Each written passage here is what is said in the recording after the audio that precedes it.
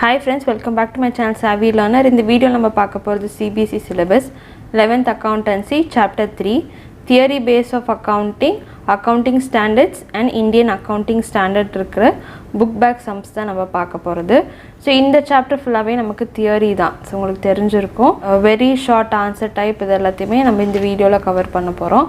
So இது வந்து உங்களுக்கு ரிவிஷன் பண்ணுறக்கு இந்த வீடியோ உங்களுக்கு ஹெல்ப்ஃபுல்லாக இருக்கும் அப்படின்னு நான் நினைக்கிறேன். ஸோ உங்களுக்கு ஹெல்ப்ஃபுல்லாக இருக்கா அப்படின்றது எனக்கு கமெண்ட் பாக்ஸில் கமெண்ட் பண்ணுங்கள். உங்களுக்கு யூஸ்ஃபுல்லாக இருந்துச்சு அப்படின்னா ஃப்ரெண்ட்ஸுக்கும் ஷேர் பண்ணுங்கள். ஸோ கொஸ்டின் படிக்கிறதுக்கு முன்னாடி நீங்கள் ஒன்றும் நம்ம சேனல் சப்ஸ்கிரைப் பண்ணிக்கோங்க. பக்கத்தில் இருக்க பெல் ஐக்கானையும் கிளிக் பண்ணுங்கள். அப்போ தான் நான் போடுற வீடியோஸ் எதுவும் நீங்கள் மிஸ் பண்ணாமல் பார்க்கலாம். ஸோ இப்போ நம்ம பார்க்க போகிறது very short answer type question தான் கொடுத்துருக்காங்க. ஸோ மொத்தம் நமக்கு 22 கொஸ்டின்ஸ் இருக்குது. ஸோ 22 கொஸ்டின்ஸ் ப்ளஸ் வந்து எக்ஸ்ட்ரா கொஸ்டின்ஸும் நமக்கு இருக்குது. ஷார்ட் ஆன்சர் டைப் கொஸ்டின்ஸும் இருக்குது. உங்களுக்கு ஷார்ட் ஆன்சர் டைப் கொஸ்டின் வந்து உங்களுக்கு டிஸ்கிரிப்ஷனில் லிங்க் தரேன். ஸோ அதை நீங்கள் செக் பண்ணி பாருங்கள். ஸோ அதில் வந்து உங்களுக்கு அதோட ஆன்சர்ஸ் எல்லாமே இருக்குது. ஸோ இது ஆல்ரெடி புக்கில் இருக்கிறனால நீங்கள் புக்கை பார்த்து நீங்கள் படிச்சுக்கலாம்.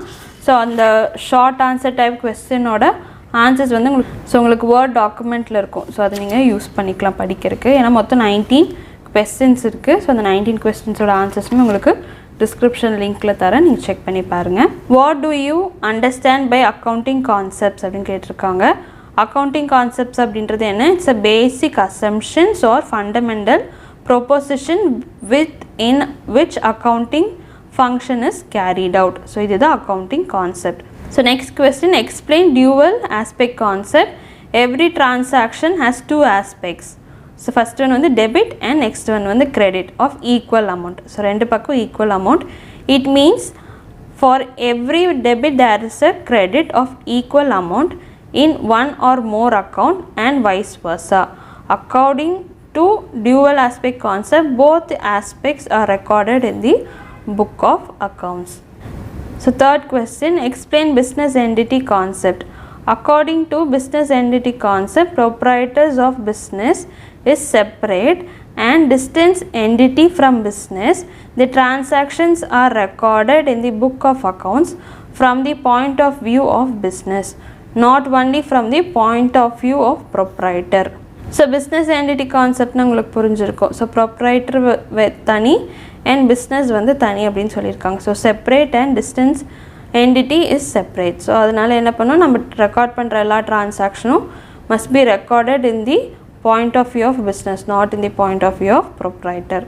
So going concern concept அப்படின்றது என்ன? It is assumed that the business will continue for unseeable future. There is no intentions to close or scale down the operation significantly அப்படின்னு கொடுத்துருக்காங்க. Explain revenue recognition concept.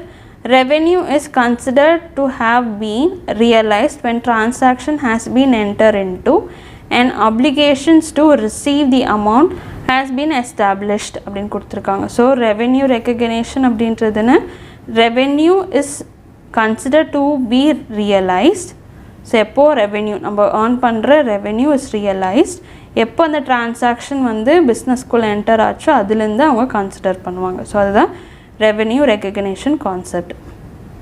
Verifiable objective concept அப்படின்றது accounting should be free from personal bias measurement that are based on the verifiable evidence. So evidence வச்சு நம்ம பண்ணுறது verifiable objective concept. So next, explain historical cost concept.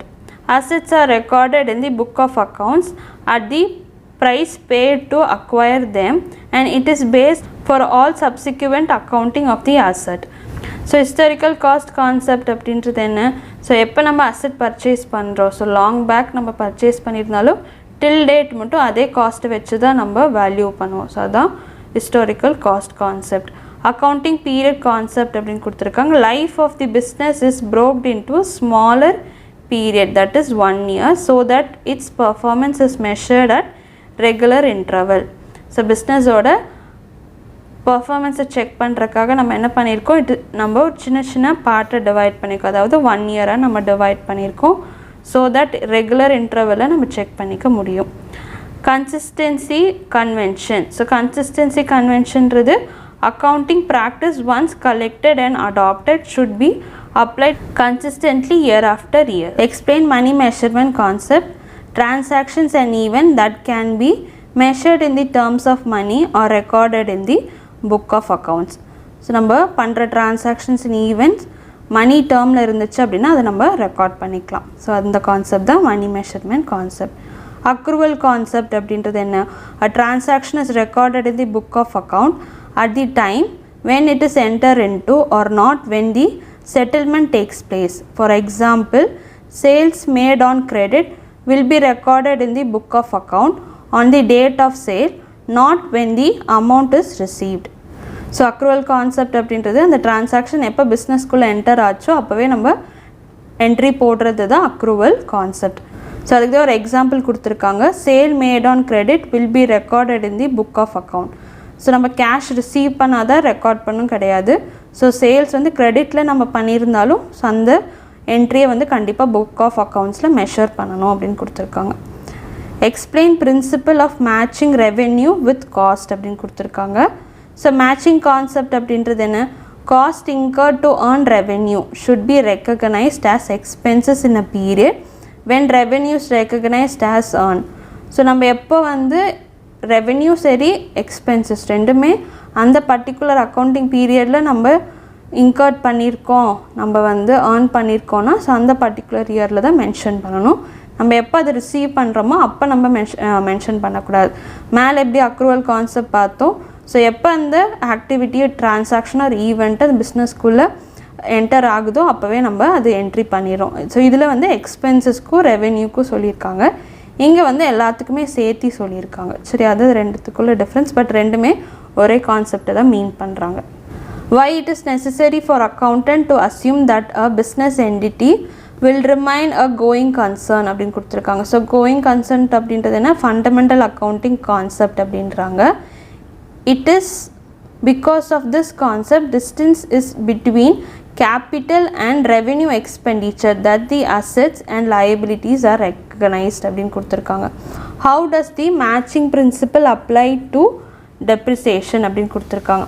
The expenses of the accounting period are matched against related revenue from the determination of profit. Once the account of this principle purchase the price of the fixed asset is not taken but only depreciation on the fixed asset related to accounting principle is taken அப்படின்னு கொடுத்துருக்காங்க. Why should business follow the consistency principle? Comparability is a qualitative characteristics of financial statement. That is, financial performance of a business may be compared with that of another year. It is possibly only when accounting practice are consistently followed. Okay va? Explain any three of the following accounting conventions அப்படின்னு கொடுத்துருக்காங்க. Full disclosure, consistency, materialistic, conservatism. So first கான்செப்டில் பார்த்திங்கன்னா full disclosure அப்படின்றது all significant information relating to economic affairs of entity should be reported in the financial statement in an understandable manner அப்படின்னு கொடுத்துருக்காங்க. Consistency, so already நம்ம மேலே பார்த்ததே தான். ஒவ்வொரு அக்கௌண்டிங் பீரியட்லேயும் ஒரு பாலிசி நம்ம அடாப்ட் பண்ணோம்னா அது அடுத்தடுத்த இயரும் அதே பாலிசிஸை நம்ம ஃபாலோ பண்ணணும். நெக்ஸ்ட் மெட்டீரியலிஸ்டிக் அப்படின்றது என்ன? A transaction should be reported in the financial statement on the basis of the materialistic. An item is material if it can influence the decision of the user அப்படின்னு கொடுத்துருக்காங்க. Conservatism, anticipated losses should be accounted when anticipated income should not be accounted அப்படின்னு கொடுத்துருக்காங்க. So next அதே தான் full disclosure principle of accounting concept. So மேலே பார்த்ததே தான் திருப்பி கொடுத்துருக்காங்க. ஸோ அதே கொஸ்டின் தான், ஸோ நான் ரிப்பீட் பண்ணல. எக்ஸ்பிளைன் அக்கௌண்டிங் ஸ்டாண்டர்ட்ஸ் ப்ரீஃப்லி அப்படின்னு கொடுத்துருக்காங்க. Accounting standards are set of guidelines that is generally accepted accounting principle issued by accounting bodies of the country, that is Institute of Chartered Accountant of India, that are followed for presentation of financial statement. The objective of setting accounting standard is to bring uniformity in accounting practice and to ensure transparency, consistency and comparability அப்படின்னு கொடுத்துருக்காங்க. Next main objectives of setting accounting standards. Accounting standards explain one objectives of accounting standards. ரெண்டு கொஸ்டினுமே same question தான். So இந்த மாதிரி இந்த டைப்லேயும் கேட்கலாம், இல்லைன்னா இந்த மாதிரியும் நமக்கு கேட்கலாம். ஸோ ஆல்ரெடி நம்ம பார்த்ததே the accounting standards are guidelines for preparation and presentation of financial statement. Objectives of setting accounting standard is to bring uniformity in accounting practice and to ensure transparency, consistency and comparability. Next, briefly explain your understanding of Indian accounting standards அப்படின்னு கொடுத்துருக்காங்க.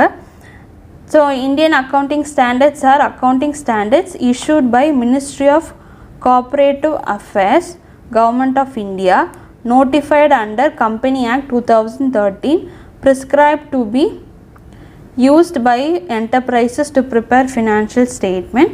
There are principle based accounting standards in comparison to rule based accounting principle, and they are based on fair value concept அப்படின்னு சொல்லியிருக்காங்க. So financial statements are prepare under Indian accounting standards. So என்னென்ன include ஆகிருக்குன்னா statement of financial position, comprehensive income, changes in equity, cash flow, notes and significant accounting policies. So இது எல்லாமே நமக்கு ஸ்டேட்மெண்ட்டாக நம்ம என்க்ளோஸ் பண்ணணும். இதில் இந்தியன் அக்கௌண்டிங் ஸ்டாண்டர்ட்ஸில் மென்ஷன் பண்ணியிருக்காங்க. ஸோ நெக்ஸ்ட்டு பார்த்தீங்கன்னா explain the element of statement of comprehensive income. So statement of comprehensive income comprises of two statements. ஒன்று வந்து income statement and statement of comprehensive income are prepared. The statement of comprehensive income reconciles the income or loss as per income statement, total comprehensive income. The element and content of the statement are revenue, expenses. So ரெண்டு element பார்த்திங்கன்னா revenue அப்புறம் expenses. So revenue அப்படின்றது நமக்கு தெரியும். It increase the economic benefit during accounting period because of business operation and or increase in the value of asset or decrease in liability. So increase in asset, decrease in liability அப்படின்னு கொடுத்துருக்காங்க. எக்ஸ்பென்சிவ்ஸ் அதோட opposite தான். decrease in economic benefit in the form of outflow during the accounting period because of the business operation and or decrease in the value of asset or increase in liability. So இது ரெண்டுமே vice versa.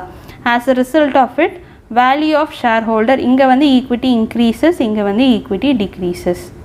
ஓகேவா? So இது உங்களுக்கு புரிஞ்சிருக்கும்னு நினைக்கிறேன். So நான் explain பண்ணது உங்களுக்கு புரிஞ்சிருக்கா அப்படின்றது கமெண்ட் பாக்ஸில் கமெண்ட் பண்ணுங்கள். ஸோ இந்த வீடியோ கொஞ்சம் லென்த்தி பண்ணால் தான் போயிருக்கு. நெக்ஸ்ட் இந்த ஷார்ட் ஆன்சர் டைப் வந்து உங்களுக்கு டிஸ்கிரிப்ஷனில் லிங்காக ப்ரொவைட் பண்ணியிருக்கேன். ஸோ அதை செக் பண்ணி பார்த்துட்டு உங்களுக்கு யூஸ்ஃபுல்லாக இருக்கா அப்படின்றத கமெண்ட் பாக்ஸில் கமெண்ட் பண்ணுங்கள். Stay tune for more videos. Keep வாட்சிங், கீப் லேர்னிங். தேங்க்யூ.